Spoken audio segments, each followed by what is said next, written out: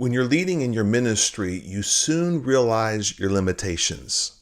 Time, your energy levels, your ability to focus, all diminish. So how can you be more effective to get the results you need to bring to your ministry? I want to share with you 3 questions I ask myself to evaluate my effectiveness.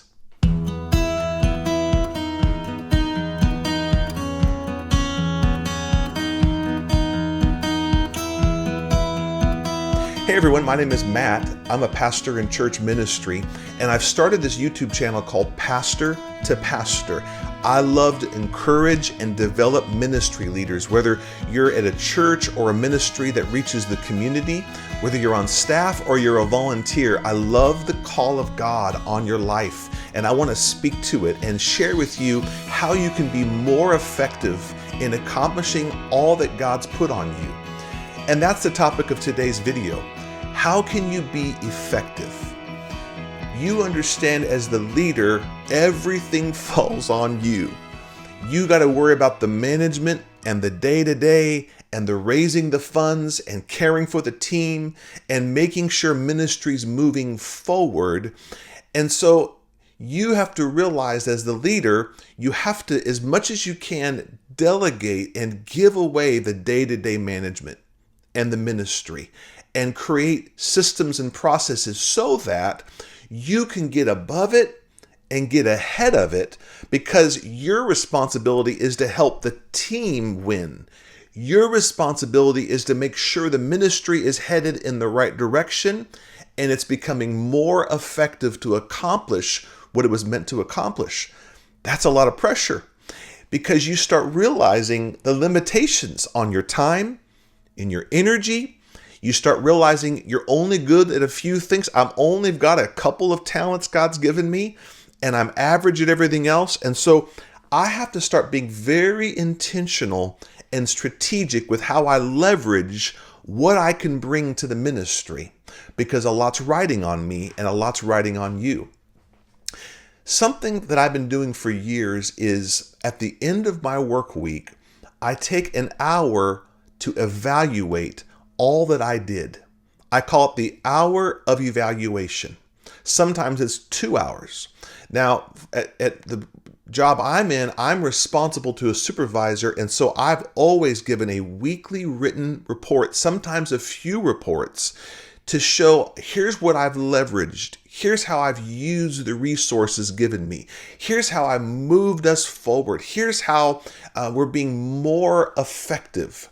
And that's forced me to look back at my calendar for the week or 2 weeks, to look at the text messages, the phone calls, the people I reached out to, I met with, or people that reached out to me, the meetings, the events, the things that I was working on, the in-between times, all to say, how am I being most effective? And it's a painful process, but it's really helped me to continually evaluate, was I the most effective with what I had to give? See, I'm 51 years old. I no longer can work 12-hour work days. And I only have so much energy to bring to the day. It's like an iPhone battery that starts dying shorter and shorter. So it forces me to evaluate that. And maybe you have a supervisor you answer to, maybe you don't.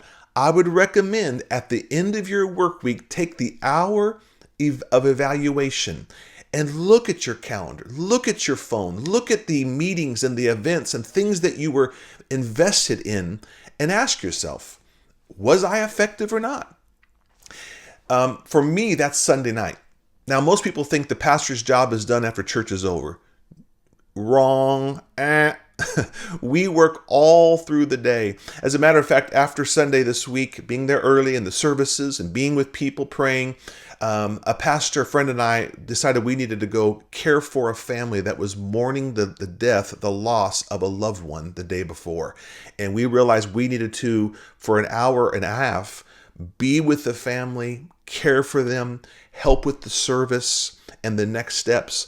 Even after all that, after coming home and taking a nap, I got back into my home office in the evening, got my computer out, and had my hour of evaluation, writing out and studying, how was I effective, yes or no? And what I do in this hour of evaluation is I ask myself 3 questions. I call them my filtering questions because I'm measuring not effort, but my effectiveness. And I want to share them with you. The 3 questions I ask is what is bigger, what is better, and what is built because of my work this week. What is bigger, what is better, or what is built because what I spent time on and who I spent time on. See, motivational speaker Brian Tracy said, if you don't have a plan for your day, someone else will. Ouch.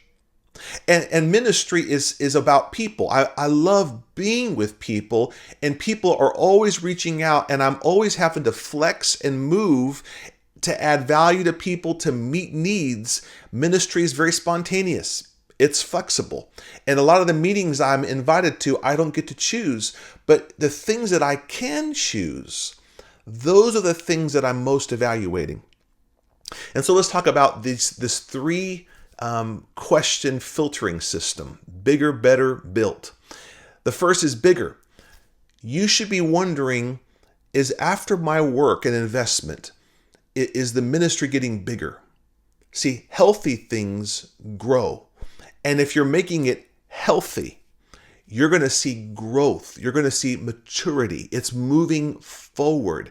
And as a pastor, you're always thinking about the weekend attendance. That's certainly one of them. But you're thinking about, are more people coming to Christ, making decisions of salvation? Or are they getting water baptized? Are they taking steps of discipleship in a group or class? Are more people stepping up to serve, to say, I'm not a consumer, I'm a giver? Maybe it's more volunteers that are stepping up to leadership, say, hey, I want to lead something. It could be a different metric. Are people trusting God with their tithe and being generous to the work of the church so the church can move forward, but more importantly, that they grow in their faith of not trusting money, but trusting God? What is becoming bigger because of your investment? And if it's not becoming bigger, then you ask the second question. Is it becoming better? Am I making it better? See, if it's not bigger, it means there's something missing. It's not healthy. There's something stuck, something that isn't working right, or someone that's not working right. And asking, well, if it's not bigger, and that's all right, by the way. There are times when you're leading through a transition or a tension or something's not working. That's where you say, well, how do we improve it? Sometimes you need to, as a leader, bring some thinkers around you in a room and do some study and analysis. And someone said this, that many times when a ministry is stuck, maybe the culture is wrong, the chemistry is wrong, the team isn't winning, it's not a people problem, it's a process problem. That the people are frustrated and they're pointing fingers at everybody else, and that's not the problem. They're all in it. They have a heart, but you've got to create the right process, the right dynamic where the team knows their lanes and works together. And there's a process that we can start practicing and following.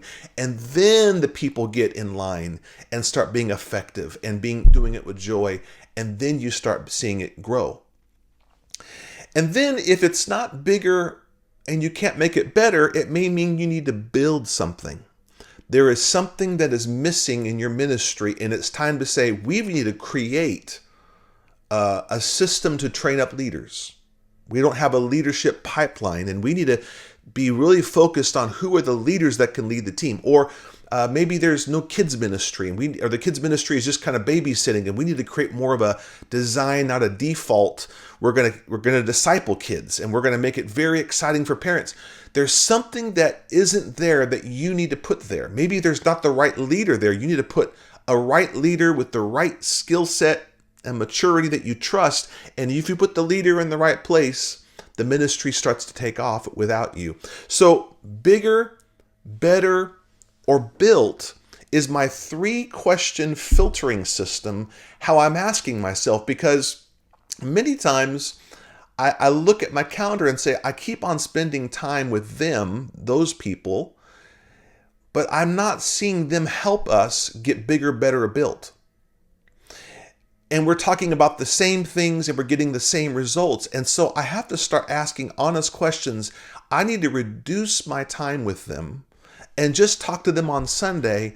But during the week, I'm spending time with people that are equally yoked, that share my mission and have something positive to contribute to take us bigger, better, or built. Or you're doing some of the same ministry. I'm doing this Bible study and I'm doing this group. Well, is that growing the ministry?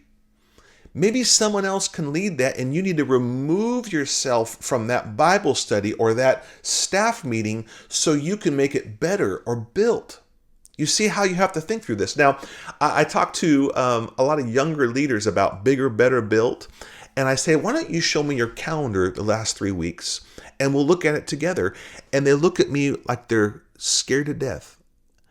And I realize they don't use a calendar. In fact, the only calendar events are on there are ones that I put on there or another supervisor put on there, but they haven't used their calendar. See, I keep a copious calendar. I even put on when I text somebody or call them or they called me to measure how many times am I talking to this person? Is it moving us forward? I put in there block time when I'm shooting a video like today, or I'm evaluating some metrics or dashboard to see, is that helping me improve the ministry or get us bigger or better? And so if you're someone that doesn't use a calendar and say, well, no one else is going to look at it, you need to look at it. There's something about documenting consistently. Here's the work I'm doing. Here's where I'm investing mind and heart and hand and foot. And it's helping me get there or not. If you'll take time to have that hour of evaluation at the end of every work week, and sometimes bring some people that you trust, that could be in your church, that could be business people, and have them help you evaluate, they're going to say, do less of this, but do more of that. And maybe you need to stop doing this so you can start doing that. That's going to move you from your effort, spinning your wheels, trying to keep it all going, to being effective, to get ahead of it and get above it. And you're going to continually become more effective at moving the dial because you're focusing on a few things strategically and consistently, and you're going to get better results. And the whole team's going to thank you because you're doing the hard work of evaluation. Hey, I hope this helped you. Please subscribe to my channel. I'm so excited. I hit over 100 subscribers. Yay! Thank you for subscribing. Keep subscribing and leave a comment below of other content that you'd like me to talk about to help you, whether you're in ministry or just in leadership.